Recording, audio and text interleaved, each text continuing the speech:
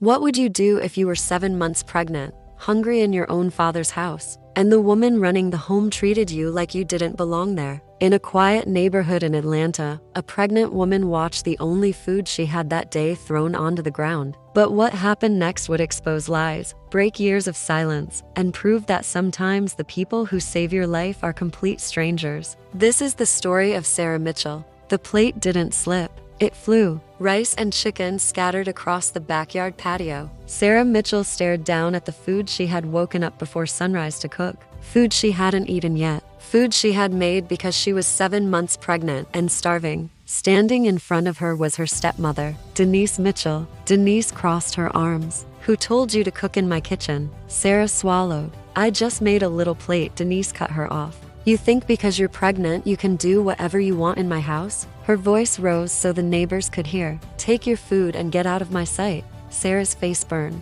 She could feel the neighbors watching. Across the yard, Mrs. Parker sat on her porch pretending to water plants. Denise's younger brother leaned against his car scrolling his phone, but Sarah's eyes drifted toward the living room window. Her father sat inside, Robert Mitchell, reading his morning newspaper. He had heard everything, the shouting, the plate breaking, the humiliation. He turned the page, and something inside Sarah quietly shattered. Sarah bent down slowly, her pregnant belly heavy as she picked up the broken plate. Her feet were swollen, her back throbbed. The baby shifted inside her as if feeling her pain. "Leave it," Denise snapped. "You'll clean it later." Sarah didn't argue. She walked back to the small room at the back of the house, the room that used to be a storage space, the room Denise forced her and her husband into 8 months earlier when they moved back after losing everything. No air conditioning, bare mattress, dusty fan. Sarah sat down and placed both hands on her belly. The baby kicked softly. "I know," she whispered. Her stomach growled loudly. She hadn't eaten since yesterday, but somehow, she would find something. She always did. What she didn't know yet was that someone else had already seen what happened. Around 10 that morning, there was a soft knock at the back gate. Sarah almost ignored it, but she got up slowly and opened it. An older woman stood outside, silver hair, kind eyes, holding a large insulated food container. "Good morning," she said warmly. "My name is Margaret Lewis. I just moved across the street." She lifted the container slightly. "I made too much breakfast and thought maybe you'd like some." Her eyes briefly glanced at Sarah's pregnant belly. Sarah felt pride rise immediately. The instinct to say, "I'm fine." But just then the baby kicked hard beneath her ribs. Sarah hesitated, then quietly took the container. "Thank you." Back in her room, Sarah opened the container. Inside was warm food, eggs, rice, chicken stew, fresh fruit, orange juice. She took one bite and immediately started crying, not because it tasted bad, but because it tasted like kindness. A pregnant woman shouldn't feel rescued just to eat. But in that moment, Sarah made a promise to her unborn child. "This ends," she whispered, "no matter what." Margaret came back the next morning, and the morning after that. Soon it became routine. Sarah would slip out the back gate. Margaret would be waiting with breakfast. Sometimes they talked. Sometimes they just sat quietly drinking tea. Eventually, Sarah told her everything. Her husband Daniel losing his job, moving back home, Denise controlling the food, the thrown plate, the silent father. Margaret listened without interrupting. Then one morning she said something unexpected. "My son is visiting this weekend. He's a doctor. I want him to check on you." Sarah frowned. "I'm fine." Margaret shook her head gently. "No, sweetheart, you're not." The trouble started Thursday. The building's security guard saw Sarah receiving food. By evening, Denise knew. "Sarah!"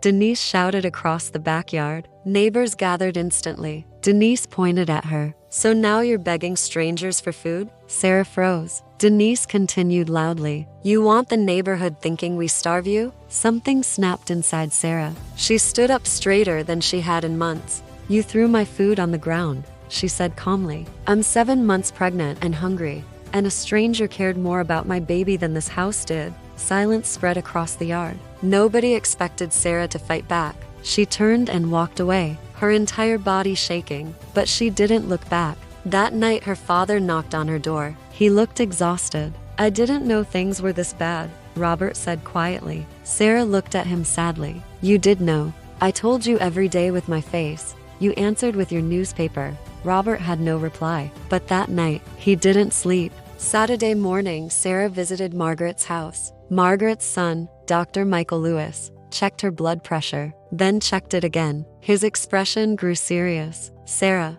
he said carefully, "you're showing signs of preeclampsia." The room fell silent. "What does that mean?" she asked. "It means stress and poor nutrition could become dangerous for both you and the baby." Margaret spoke immediately. "She's staying here." Sarah hesitated. "I don't want to be a burden." Dr. Lewis looked at her kindly. "Sometimes accepting help is the strongest thing you can do." Sarah felt the baby move. "Okay," she whispered. Packing took less than an hour. They didn't own much. When Sarah stepped outside with her bags, Denise was waiting, arms crossed. "So you're leaving?" Denise said smugly. Sarah looked at her calmly. "I'm not leaving. I'm choosing." She walked out the gate. Behind her, she heard her father's voice. Firm. "Denise, inside, now. We need to talk." 2 days later, Robert discovered something shocking. Thousands of dollars missing from their joint account. Transfers to Denise's brother. For 4 years, Denise hadn't just been cruel. She had been stealing. Robert finally confronted her, and for the first time in years, he didn't stay silent. 3 weeks later, Sarah went into labor. After hours of pain, a baby girl was born, healthy, loud, strong. The nurse asked gently, "What's her name?" Sarah looked at Margaret, then down at her daughter. "Hope," she said softly, "because that's what saved them. Hope." 2 weeks later, Denise quietly packed her things and left the house. No screaming, no drama. Just consequences. Sarah watched from Margaret's porch, her daughter sleeping against her chest. For the first time in months, she felt something she hadn't felt in a long time. Peace. Sometimes family fails you. Sometimes the people who should protect you stay silent. But sometimes, a stranger steps in and changes everything. If this story touched your heart, like this video, share it with someone who needs to hear it, and subscribe to the channel for more powerful life stories, because you never know when a small act of kindness might save someone's life.